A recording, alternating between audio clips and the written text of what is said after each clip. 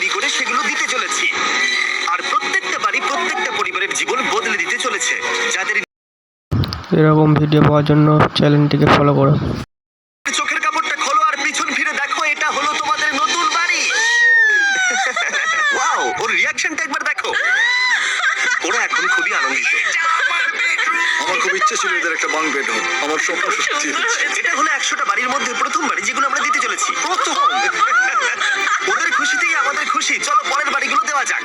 এই ভিডিওতে প্রত্যেকটা বাড়ি তৈরির সাথে সাথে আমরা চেষ্টা করছি এই সমস্ত পরিবারগুলোকে একটা সুন্দর জীবন দেবার যাদের বাড়ি নামে কোনো আশ্রয়স্থল নেই। আর আমরা এই ভিডিওতে মিলিয়নেরও বেশি ডলার খরচা করছি এই বাড়িগুলো তৈরি করতে, কারণ জামাইকার এই অংশে প্রায় 5 লাখেরও বেশি মানুষ অসুরক্ষিত এবং ঝুঁকিপূর্ণ পরিবেশে বসবাস করে। যেমন পরের এই পরিবারটি, যাদের বাড়ির অবস্থা এতটাই খারাপ যে সেটা যে কোনো মুহূর্তে ভেঙে পড়তে পারে।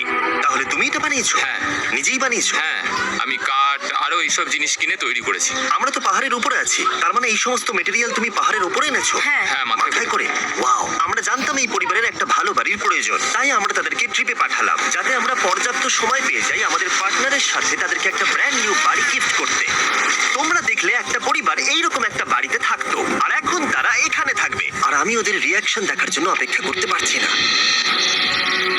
ওয়াও, তোমরা এখন সামনে যেটা দেখতে পাচ্ছ সেটা হলো তোমাদের নতুন বাড়ি। তোমাদের ট্রিপে পাঠানোর কারণ হলো আমরা চেয়েছিলাম তোমাদের চোখের আড়ালে নতুন বাড়ি তৈরি করে তোমাদেরকে চমকে দিতে। চলো তোমাদের ভেতরটা দেখাই, দেখো কেমন। ওয়াও, আমি দেখেছিলাম তোমাদের কিছু নতুন ফার্নিচারের প্রয়োজন, তাই আমরা নতুন বাড়িটাকে সম্পূর্ণ ফার্নিশ করে দিয়েছি। ইলেকট্রিসিটি ছাড়াও তোমাদের জন্য এই বাড়িতে একটা ওয়াটার ট্যাঙ্কও আছে। এখানে একটা বাঙ্ক বেডও আছে তোমার 2 সন্তানের জন্য।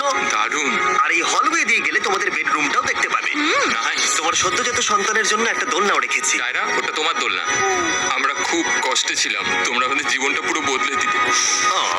এটা অফিসিয়ালি তোমার নতুন বাড়ির দলিল। তোমাদের অনেক ধন্যবাদ। দুর্ভাগ্যজনক হলেও এরকম অসুরক্ষিত জীবনযাপন করে আরো অনেকগুলো ফ্যামিলি, এবং কিছু ক্ষেত্রে সেগুলো ঝুঁকিপূর্ণ। এইখানে একটা পরিবার বসবাস করে। আমরা জানতে পারলাম এখানে ছাদ থাকলেও সেটা কোনো কাজের নয়। যখনই বৃষ্টি হয় এখান দিয়ে জল পড়ে, এখান দিয়ে জল পড়ে, এখান তার দিয়ে। সন্তানেরা ভিজে যায় এবং ঘুমোতে পারে না, কিন্তু আজ থেকে সেটা আর কোনোদিনও হবে না। দেখো, এটা হলো তোমার নতুন বাড়ি। এই নাও, ধরো চাবি। ও মাই গড, আমি নতুন বাড়ি পেয়েছি। কিন্তু অবশ্যই এখানে আমরা থেমে থাকিনি। আমরা একের পর এক বাড়ি তৈরি করেছি জামাইকার এই সমস্ত ফ্যামিলিগুলোর জন্য। আর 100টা বাড়ি তৈরি না হওয়া পর্যন্ত আমরা থামছি না।